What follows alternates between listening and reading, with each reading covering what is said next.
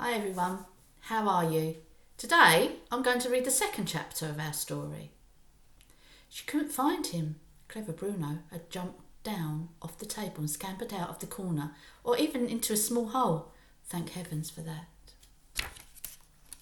It matters not, shouted the Grand High Witch. Silence and sit down. Wait, screeched one of the witches in the back row. Hold everything. Her shrieking voice echoed through the ballroom like a trumpet, and all the witches suddenly stopped and turned and looked towards the speaker. She was one of the taller witches, and I could see her standing there with her head tilted back and her nose in the air, and she was sucking in great long breaths of air through her curvy pink seashelly nostrils of hers. What is it? The others cried out. Dog's droppings, she yelled. Just got a whiff of dog's droppings. What rubbish is this? Shouted the Grand High Witch. There are no children in the room. Hang on, cried the witch. Hang on, everyone. Don't move. I'm getting it again. Her huge, curvy nose holes were waving in and out like a pair of fish tails. It's getting stronger. It's hitting me harder now. Can't the rest of you smell it? All the noses of all the witches that in that room went up in the air, and all the nostrils began to suck and sniff. She's right, cried another voice. She's absolutely right. Dog's droppings. It is. It's strong and it's foul. Find it, screamed the Grand High Witch. Twack it down and root it out. Follow your noses till you get it. The hairs on my head were standing up like bristles of a nail brush, and a cold sweat was breaking out all over me. I looked around and I saw a hideous painted and powdered witch's face staring down at me.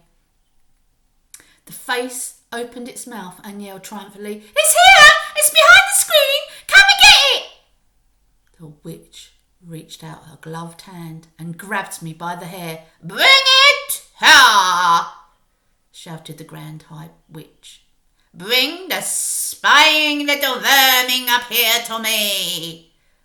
I was carried onto the platform with my arms and legs held tight and my hands,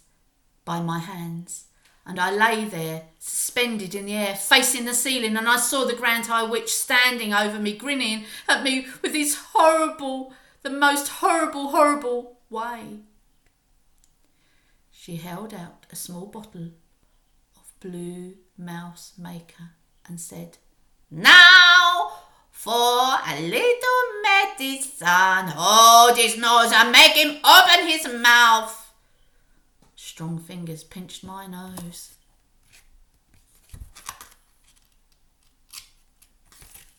I kept my mouth tight closed. I held my breath. I could do it, but I couldn't do it for long.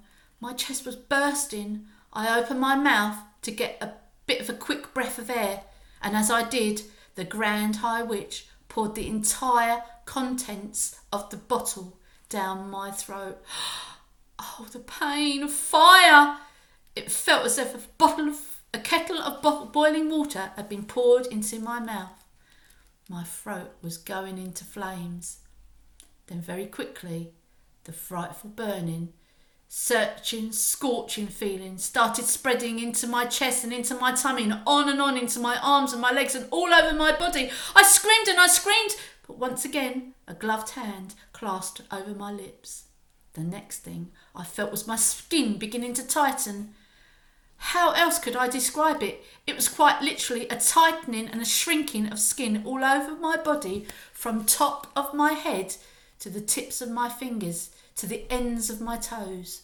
I felt as though I was a balloon, and somebody was twisting the top of the balloon and twisting the balloon, and it was getting smaller and smaller, and my skin was getting tighter and tighter, and soon I was going to burst.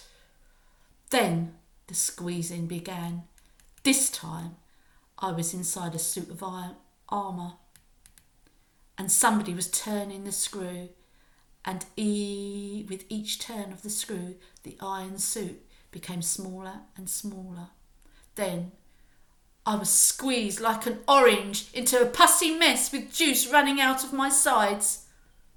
After that came a fierce prickling sensation all over my skin, or what was left of my skin, as though tiny needles were forcing their way out through the surface of my skin from inside, and this, I realise now, I was growing mouse fur. I noticed that the floor